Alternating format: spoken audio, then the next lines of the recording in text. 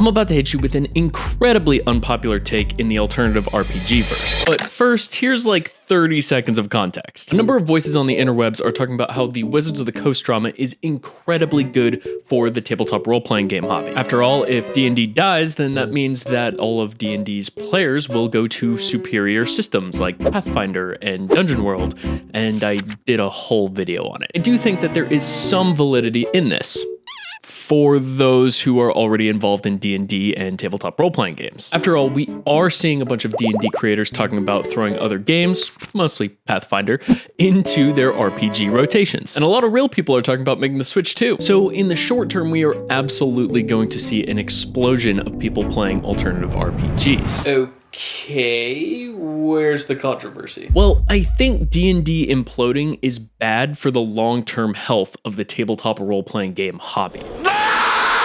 Charlie says it the best. Dungeons & Dragons is arguably one of the most popular brands ever.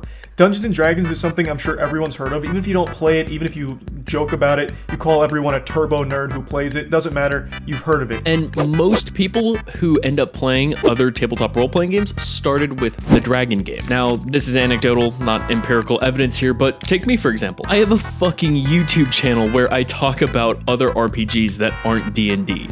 And I started with 5th edition. I didn't even know there were other editions at the time. I didn't know what 5e was or what it meant. I just knew that the red book with the dragon on it meant D&D, and that's what I wanted to play. I might just be really stupid, but I'm pretty sure that's the experience of a casual normie. I mean, all of my casual normie-ass friends thought the same thing. It took me until the summer of 2019 when I was introduced to Paranoia and Call of Cthulhu before I even knew that D&D was just one of a great deal many of RPGs. Anyway, kind of like I said, I have zero reason to believe that my experience is a unique one, which means that if Wizards of the Coast continues to shit all over the Dragon game by like cannibalizing third-party creators, which then makes third-party creators who have been, holding the entire fucking game up for years, not want to make more content, so then they abandon it, and it causes more people to abandon it. Like, that's not the move, bro. With all these controversies, new players who don't know about RPGs at all aren't going to want to try D&D because they're hearing all these negative things about it. They're putting up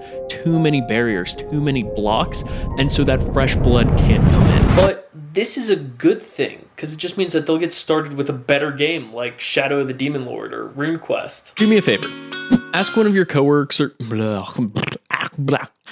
ask one of your coworkers or whoever the normie in your life is what Shadow of the Demon Lord or RuneQuest or any other alternative RPG is. I promise you, you will get a blank stare in return. Some pedantic shitlord is gonna write in the comments, actually my coworkers are based and have heard of Monster Care Squad, which I need to check out. Anyway, my long-winded point is that alternative RPGs need D&D's brand recognition to bring in fresh blood to the hobby. Without it, normies will never find out about tabletop role-playing games. Most people are going to just stick with D&D. That's how it works, that's fine.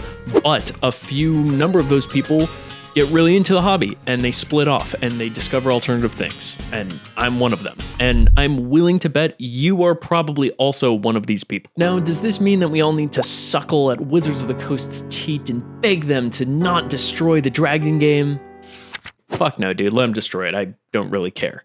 But what it does mean is that those of us who are alternative RPG enthusiasts need to be doing more to get the word out there that other games exist. We need to be persuading our friends to, try these things out. And one of the main things of doing that is don't fucking shit on people who haven't heard of your game. Bro, there are so many people in my comment section of the one short that I posted who are like, bro, 5e's a baby's game. Like, what? Dude, that's not how you convince people to want to try your game, bro. You gotta be nice to people. They're gonna want to try your game if you're nice to them. Bothers the fuck out of me. Jesus Christ. Anyway, back to the script. The sad truth about D&D is that the RPG hobby needs it. I just wanted to use the title of the video in the video. Anyway, this is like a pretty complicated subject, to be quite honest, that I'm probably too stupid to be talking about. So I would love to hear why I am wrong. Please drop a comment. And thanks for watching.